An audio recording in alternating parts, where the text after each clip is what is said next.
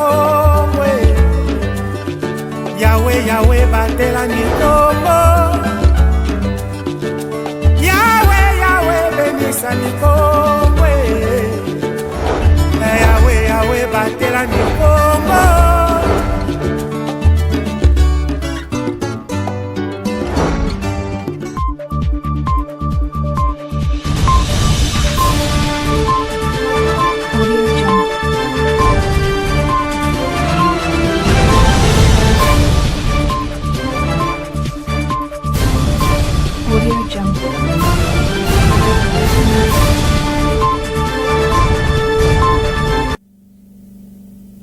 C'est l'heure de vous informer sur Ecopolis Télévision. Messieurs et dames, bienvenue dans cette nouvelle édition du journal à l'occasion de la 30e journée mondiale de lutte contre la tuberculose, une activité organisée par la coordination provinciale de lutte contre la tuberculose et les lèpres au Congo central. S'est tenue le jeudi 14 août 2025 à Matadi, chef-lieu de la province. Images et commentaires.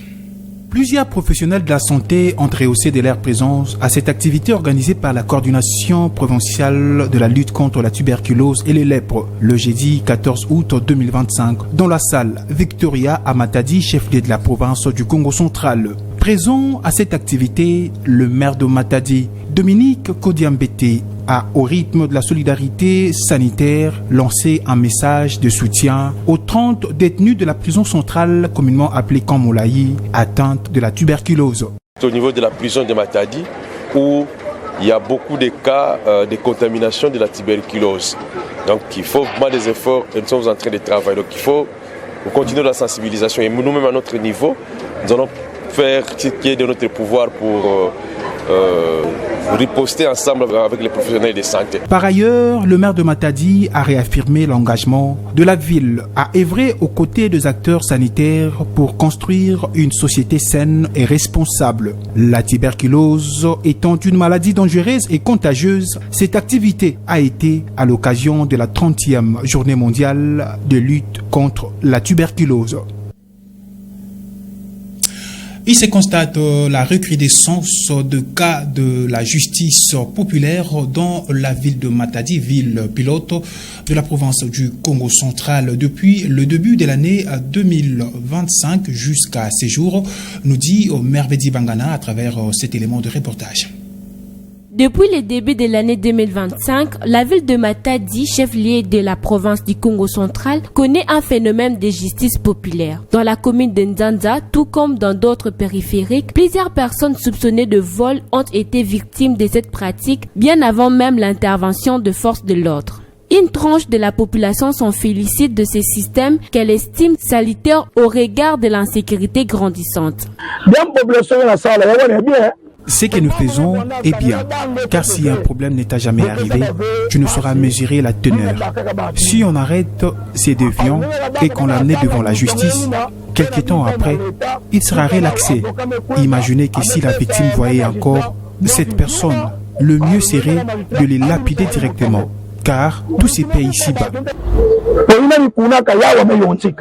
Cependant, du côté du corps juridique, ces actes sont illégaux et punissables par la loi. À en croire le praticien de droit, toute irrégularité a droit à un procès équitable et aucune accusation ne peut se solder par une sanction sans enquête ni jugement. Nous sommes dans un état de droit et qui dit l'état de droit veut dire le respect des règles juridiques car nul n'est au-dessus de la loi. Donc lorsqu'une personne est victime d'un fait infractionnel, il n'est pas question pour cette personne de se rendre justice elle-même, mais c'est question de se présenter devant les instances compétentes, notamment la police ou les parquets ou même les tribunaux. Il doit se plaindre, présenter ses doléances pour que justice soit faite. C'est-à-dire que la personne, n'est-ce pas, qui a causé préjudice, la personne qui a délinqué, la personne qui a causé du tort soit poursuivie et qu'elle réponde de ses actes et par ricochet, la victime puisse recevoir réparation du fait de préjudice qu'elle a subi. Cependant, la loi prohibe ces comportements-là. Quelles que soient les réactions, quels que soient les actes posés par les Kuluna, les bandits, la loi dit il ne peut se rendre justice de lui-même.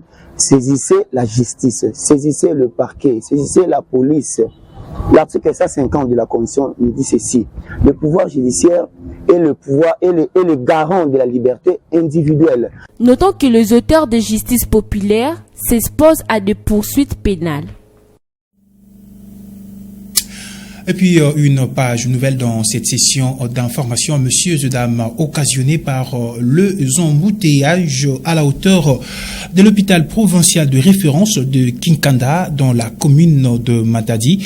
Le chauffeur taxi-moto en pris d'assaut, c'est vendredi 15 août 2025, la route La Pigalle en pleine barrière pour l'exécution de travaux de sa rénovation pour ces conducteurs de taxi-moto. Cette route est la seule qui peut solutionner le problème d'embouteillage empêché par le vendeur le long de cette route. Ces derniers n'ont pas pu atteindre leur objectif.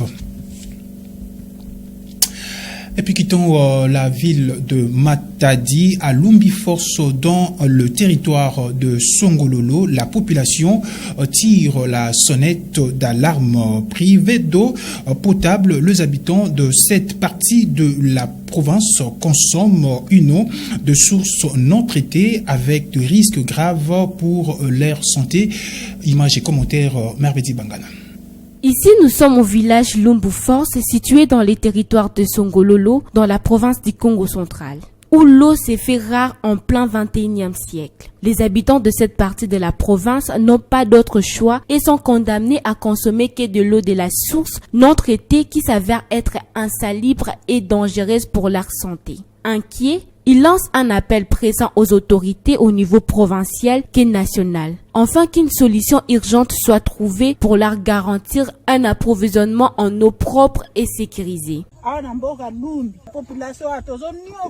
Ici, dans le village Lumbi, nous demandons l'aide des autorités, car nous souffrons.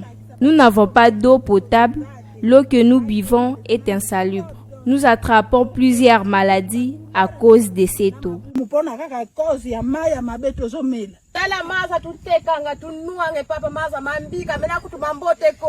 Voyez l'eau que nous buvons, une eau très sale.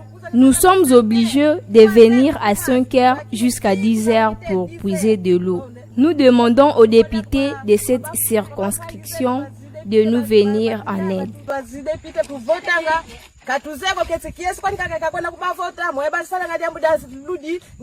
Il sied de noter qu'en République démocratique du Congo, l'accès à l'eau potable est un droit vital. Chaque jour qui passe sans solution met de nombreuses vies en danger. Encore une page nouvelle dans cette session d'information. Le trafic ferroviaire a été fortement perturbé dans la soirée du jeudi 14 août 2025 dans les territoires de Songololo, province du Congo central, à quelques mètres de la société de cimenterie Simco. Un accident de circulation est survenu entre un train de marchandises et un véhicule remorque. Selon les informations recueillies sur place, une locomotive tractant un train de marchandises a violemment percuté un camion remorque immobilisé sur le rail dans des circonstances encore non élucidées. La collision s'est produite à grande vitesse, projetant le camion un peu devant. Le choc a entraîné un déraillement partiel de la locomotive, tandis que le cabine du camion a été complètement broyé. Le bilan fait état d'aucune perte en vue humaine. Des dégâts matériels énormes ont été enregistrés. En attendant la reprise complète du trafic, 2 enquêtes ont été ouvertes pour déterminer les circonstances de la présence de ces véhicules et établir leurs responsabilités. Et puis, tout à fait autre chose. Messieurs et dames, il s'est tenu à Kinshasa la première réunion du comité de conjoncture économique du gouvernement souminois à deux, présidé par la première ministre Judith Suminwa. Le projet Compact Résilience, un programme d'urgence adopté à l'occasion de la réunion du Conseil de ministres du 25 juillet 2025, a fait l'objet de ces assises qui ont mis autour d'une table le parti concerné. Le compte-rendu de cette réunion stratégique a été fait par le vice-premier ministre, ministre en charge de l'économie nationale, le professeur Daniel Mokoko Samba. C'est un programme important parce qu'il devrait permettre d'intensifier la visibilité des résultats économiques du gouvernement. Ce gouvernement, depuis un peu plus d'un an, a réussi à stabiliser la situation macroéconomique. Mais ce que nos concitoyens veulent voir, c'est pas simplement la stabilité du cadre macroéconomique, mais c'est des effets visibles dans le cadre de vie, dans les quartiers où ils vivent, mais également la poursuite de la stabilité des prix intérieurs. C'est la raison pour laquelle le gouvernement avait mis en place un programme compact qui touche à la sécurité alimentaire, basé sur la production locale d'un certain nombre de biens, le maïs, le riz, le soja et le haricot, mais également le désenclavement des zones rurales qui sont les bassins de production de ces biens. Troisièmement, l'assainissement de la ville de Kinshasa, la capitale du pays, qui aujourd'hui, il faut le reconnaître, est dans un état d'insalubrité qui est injustifiable et au sujet de laquelle il faut que le gouvernement central, avec bien sûr le gouvernement provincial de Kinshasa, mette le paquet pour nettoyer Kinshasa, mais aussi résoudre le problème des embouteillages qui font souffrir Kinois. La réunion d'aujourd'hui consistait donc à décider de modalités pratiques pour le démarrage dans les meilleurs délais de ce programme, sur le plan de son financement, mais également sur le plan de sa mise en œuvre effective sur le terrain. Et puis, parlons sport dans cette session d'information. Monsieur Dames, 2 victoires d'affilée pour les léopards locaux de la République démocratique du Congo lors de leurs 2 dernières rencontres de la phase de groupe de la 8e édition du championnat d'Afrique de Nations.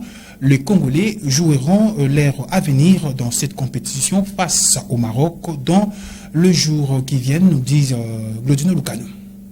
La République démocratique du Congo a enchaîné une 2e victoire consécutive dans cette 8e édition du championnat d'Afrique des Nations CHAN 2025 en s'imposant ce jeudi 14 août face à l'Angola lors de la 3e journée de la phase des groupes.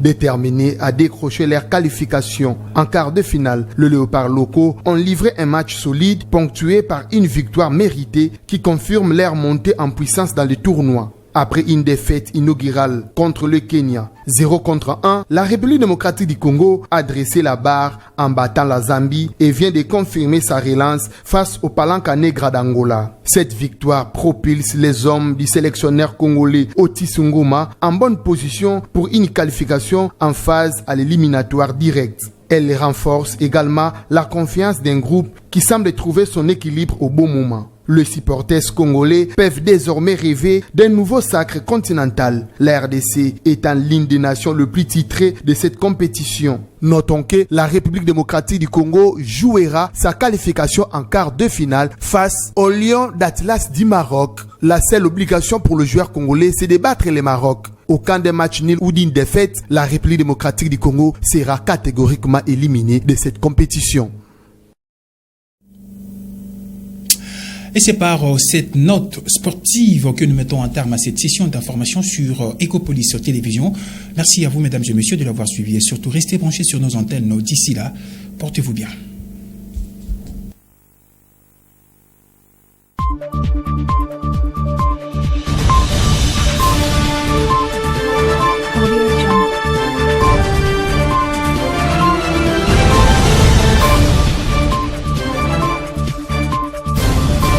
Audio Jungle.